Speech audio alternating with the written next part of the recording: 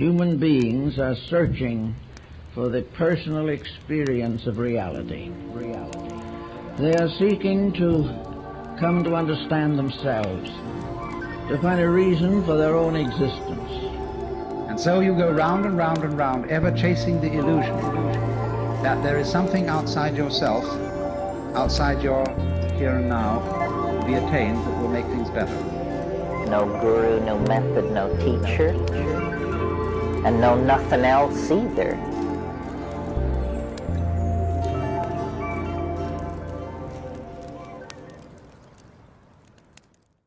Welcome, fellow Phoenixes. When the world treats us harshly, it's easy to become resentful, angry, and fall into a panic state. We could easily shift from a state of peace and tranquility to tension, resistance, and anxiety. When this occurs, we may begin expecting the outside surroundings to change if we just push harder, suck it up, and grind to the mirage on the horizon, and eventually, all will be well, right?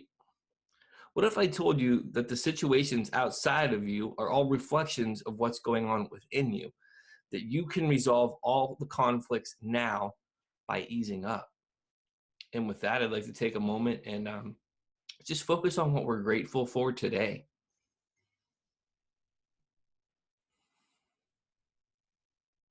Today, I'm grateful to have had some uncomfortable situations come up that are easing me back into the solution to everything that has been going on. And although this big revelation I had this morning was really uncomfortable, I'm grateful for that too, because there's a solution in that discomfort. And they say that growth occurs outside of your comfort zone. So I am growing in some senses. And with that, I'm going to get into this quote that I posted on my Instagram recently at Spiritual Phoenix. The links will be in the description below, and one main link. But it's "Those in a hurry do not arrive," and that's a Zen saying. And that's kind of where I'm at right now, like pushing through a lot of stuff and just trying to suck it up, push through the horizon. And I'm missing the whole process of where I'm at right now. And I'm like missing the abundance and like the gratitude of the current moment. And it's not that I haven't been grateful, but I haven't been showing gratitude by enjoying where I'm at, if that makes sense. And with that, I'm going to show you a couple tarot cards that are relative to all of this. The first tarot card I'm going to show you is the tarot card that I posted today on my Instagram tarot page, and that is the Goddess of the Air. And the description that I wrote for the tarot page is, "This card is calling you to focus on your breath and thoughts you hold. In ancient texts and traditions, it was stated that divinity exists in the space between our breaths. Consciously breathing deep and developing a pause in between inhales and exhales is a medicine of the highest quality. The medicinal quality of our breath is established in the basis of our thoughts. When our thoughts are soiled with self-obsession, lust, greed, anger, fear, and sadness, it stains every other area of our life. When we can focus on breathing a little deeper, we can focus on exhaling those difficult feelings and inhaling what we want in our lives. The more we shift our focus to the positive, the easier the deeper breathing will be, the easier the positive stuff in life can come to us. It is a self-perpetuating cycle. Sometimes we may slip up, but we don't need to reinvent the wheel. We just need to recalibrate ourselves and keep moving forward." And that's really largely where I'm at right now, is this recalibration point. I'm going to share another set of cards that are all relative to this whole experience of having a situation come up that kind of exposes where we're at with stuff. And the first one I'm going to show you is from the Smith-Waite deck. One second. And that's going to be the Tower card. Where is it? Okay. Oop. Okay, so with the Tower card, what this is really about is like this big, shakeup in life. If you look at it, the lightning bolts hitting this tower that's built and it's expelling everybody from it. It's like this illuminating experience, and it knocks somebody off their center. So for me, if people have been following my journey, one of the things I've been trying to cut out of my life is cigarettes. And I went 59 days without any cigarettes. Last night, with all the self-imposed tension I was creating, I went and I bought a pack of cigarettes, and I've been smoking since last night. And it's something that I know that I need to quit doing, but also getting to a good place with that's where I was at. I went 59 days without it, like not beating myself up about it. And it's funny because even the cigarette pack that I have, it says then and now on it. Like, and then, like when I've done this before, I've totally raked myself through the coals. Why did I do this, that, and the other? And like looking at this experience overall, it wasn't the best choice. I could have made worse choices, and I'm not trying to justify or rationalize what I did. I'm looking at it objectively. There's worse things I could have done. I'm not perfect. I'm human. And at the same time, this whole experience has really helped underline the fact that what I'm not doing, some of the other stuff I need to do for myself in practicing self-care, I make unhealthy choices because that's how I've taught myself to cope with situations. That's largely what the tower is about, is like this large shakeup in life that illuminates faulty logic in our foundation. And there's a point where I would have beat myself up for that. Like, how could I do that? Not the best choice moving forward with it. And I'm going to bring up another tower card that I shared yesterday, or it's another deck's interpretation of the tower card, I should say. Let me pull this one up. And this is from the Shaman Tarot. And it is this Tree of Life card. So this card here is all about the interconnectedness of life. And if you notice, they're all connected on this web. So how this relates to the smoking thing, I've been having a lot of different stressors in life, largely relative to the outside world. The very beginning of this spiritual journey for me and avoiding the use of substances and recovery overall was largely changing the way that I thought about myself. And I jokingly told somebody the other day, you know, I'm finally in this good place with myself. If I could just live in an isolated bubble, everything would be fine. And some spiritual people really do that. They like isolate because they don't want to be, what's the word I'm looking for? Distracted by the outside world. And if that's where people are at, that's fine. For me, there's a lot of wisdom to be gleaned from the outside world. And part of my purpose here is to share my experiences and maybe help other people suffer less from their own choices. And the interconnectedness of this is all these outside situations that are occurring are relative to me. So let me explain what I mean by that, really.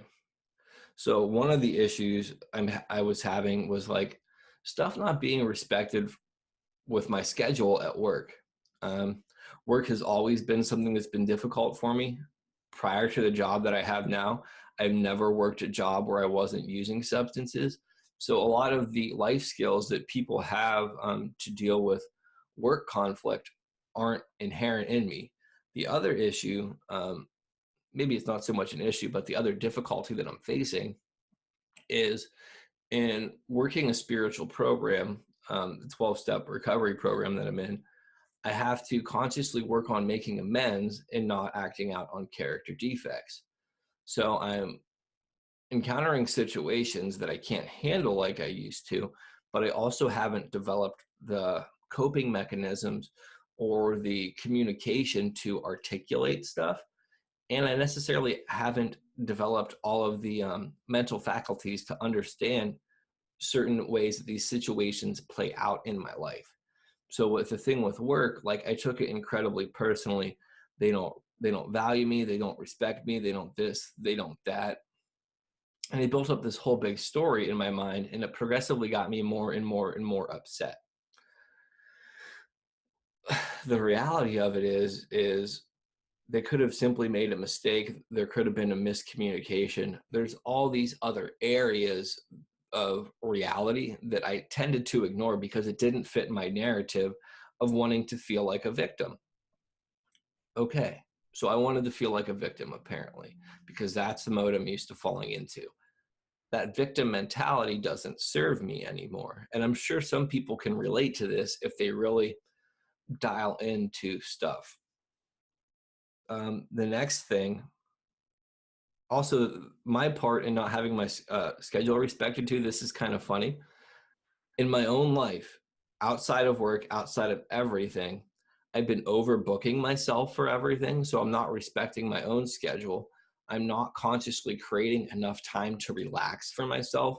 And I don't necessarily mean like I can relax sometimes, but like distracted relaxing, like playing video games.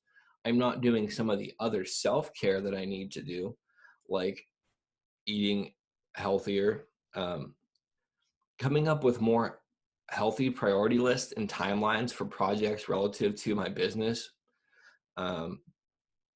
just chilling out, socializing with people. That's another big thing for me. And it's funny how in my own life, I'm not respecting my own schedule. And then one other person or like one part of my life doesn't respect my schedule, and I go bananas over it. But the majority of my schedule that I can control, I'm personally not respecting. So one of the things that like I would suggest is if people are encountering situations in their life, evaluate how you're doing that to yourself as well.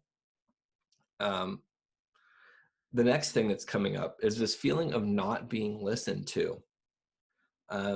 I feel like nobody's listening to what I have to say a lot of times, not necessarily relative to this podcast, but I mean, in some element, like I feel like I should be doing better with it than what I am, which is a whole other issue. But in other areas, like work isn't listening to me. I feel like people closer to me aren't listening to what I'm really saying. But when I really delve into everything, I've been telling myself all the solutions that I need to do to navigate through these situations better and not being stressed. But guess what? I'm not listening to myself. Like the cigarette issue. I bought a pack of cigarettes Saturday night too.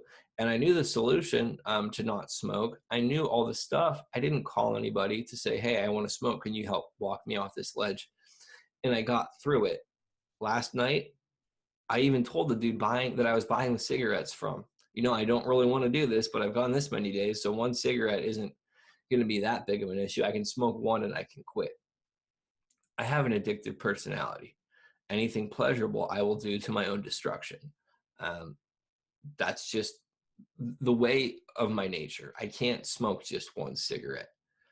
He even said this, because I said, I'm just going to rationalize and justify it. He said, it's a choice. And even before I went in there, I knew what I was doing. I was making a choice. And he called me on it. And it's funny how the universe shows up. So I haven't been listening to myself. So I'm projecting that not being listened to onto other people. So those two instances in my life that are creating stress are direct reflections of how I'm treating myself. The next thing, and this is like the cincher or the clincher or whatever however people say that, not finding the relationship I want. I really want to find a healthy relationship. And I've been dating and I've been finding healthier people to talk to, but there really isn't that sense of longevity or connection or what I want. And the funny thing is, yet again, it falls back into, how am I doing this to myself in my own life? If I'm not listening to myself, if I'm not respecting my own schedule, if I'm not doing what's in my own best interest, how can I show up for somebody else? How can I attract somebody that wants to be in this long-term commitment or even explore a more committed, in-depth experience if I'm not doing those kind of things? The other element of it is just some of the ways that I'm investing my romantic energy aren't the healthiest choices for me. They're not necessarily the worst choices. It's where I'm at. But at the same time, they're not going to be conducive to the type of relationship I want. So evaluating all of my behavior and looking at these outside situations, I'm not living in a way that I can attract what I want, and I'm getting these external results of everything. In my last monologue that I did, I talked about how the concept of um, this new age thing of we're all powerful, and my thing was like, we're powerless over pretty much everything. And it's funny because I'm powerless over all those external situations without a doubt. All I can do is accept them and flow through them. With the work thing, they can only schedule me when they can. Like, I can talk to them and communicate with them, but ultimately the results lay outside of my hands. And if I don't get what I want, I have to consciously make a choice of what's going to be in my own best interest. I can't leave that up to other people necessarily. So I have the power of my actions and my thoughts about the situations. Are my actions and my thoughts leading to the life that I want? With that whole work thing and that shakeup of that, it has led me to pursuing other ways to make money off of some of my gifts of tarot card reading and stuff like that, because at this stage, I don't have the ability to draw in the people that I want because I haven't invested the energy, because I'm coming up with all these other excuses. In regards to the not being listened to thing, it really just comes down to, I have to listen to myself more in my own best interest, and quit brushing myself off. Like, for real.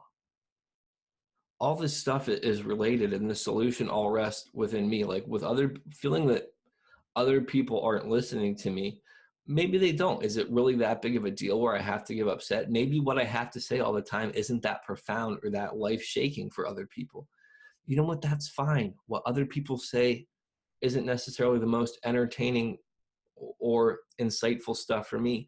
But maybe when I can dial in and give other people the respect that I want, and listen to other people more and learn to listen to myself more, maybe other people will feel more inclined to listen to me because I'm acting in a certain way.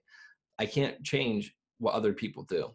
I can change myself and my perspective of the listening aspect and see how that changes.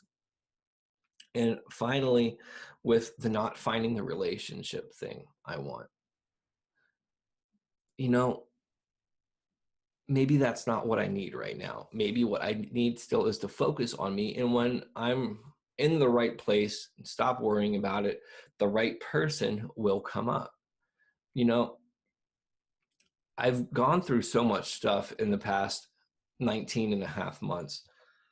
Quit using substances, started this podcast, started like this business concept, got off of mental health medications, have really grown astronomically. And that's well and great. And I've gotten comfortable being me. That's crucial. Maybe I need to grow a little bit more and not trying to rush into getting the relationship that I think that I want. And again, it's like my inner dialogue, my own actions, my own attitude can create it. I'm powerless over finding a relationship, really. It's not something that I can find. Believe me, if it was a matter of energy and investing energy, I would have one, and I would have this whole life that I probably wasn't ready for yet. So really, I just have to focus on me, be the best version of me that I can be, and show up. And here's the real funny thing. I'm right where I'm supposed to be. I'm supposed to have done this stuff. And some people will say, no, you didn't need to smoke. No, you didn't need to suffer all that much. Obviously, there was a lesson there for me to learn. Otherwise, I wouldn't have done it. And I knew better. Knowing and understanding are two different things. And then even understanding and applying are yet another two different things. So look, my only suggestion to you, anybody that listens to this, would be evaluate your own life. What are the circumstances in your life that are coming up that are upsetting you? How are you creating that in your own life for yourself outside of that circumstance? And what can you do within your own power in your own life to change how you're creating those circumstances for yourself? And then see if when you can give yourself some compassion, some respect, some humanity, show some humility about the whole situation, see how that changes. Like, that's the other thing for me too. I had been getting into this like very egotistical, better than, like, spiritual narcissist state.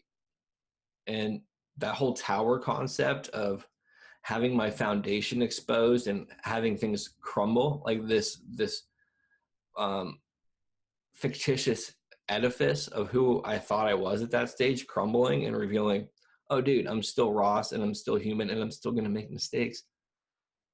A little bit humiliating, very humbling, very eye-opening, and it should allow me to access deeper compassion for other people and empathy, um, and get outside of myself a little bit, like put myself in other people's shoes.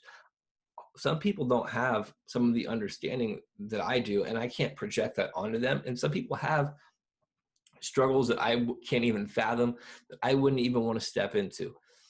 I just need to give myself a hug, pick myself up, brush myself off, and move forward. With that, I love, respect, and appreciate all of you. If you want a tarot card reading, I would suggest that you order one off of my website soon. Prices of all of that are going to change. Like, I'm going to be changing a lot of stuff to make my time more valued, for myself, because I definitely know that I had the ability to step into these roles that I want to move forward to, and that fear is limiting me. And I'm creating all these excuses as to why I'm not moving forward with it. So I just have to do that, move forward with it. If you like this podcast, leave a review on iTunes, subscribe to me on YouTube, subscribe on iTunes, like the Facebook page. There's one main link down below that has access to all my other links. Buy my poetry book if you want. With that, again, love, light, peace, blessings, namaste.